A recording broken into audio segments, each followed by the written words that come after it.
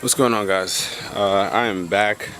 I'm 2 weeks away. I just gonna make this video pretty short because I need help.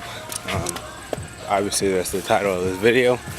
So I'm gonna show you guys what exactly I need help with, and hopefully somebody can come up with an answer that'll actually work. Not to say that anybody's answers before haven't helped. It's just I tried certain things that didn't work out. So this is clearly my S15 SR. So anybody that knows, I've been trying to build this for a while. So let me show you exactly what's wrong.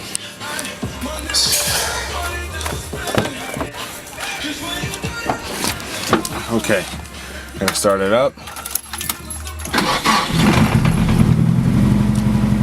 Starts right up.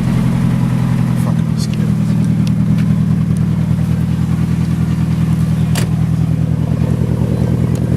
Idle's fine.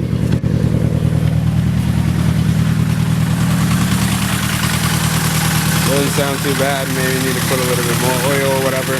But look at this. So put my hand here.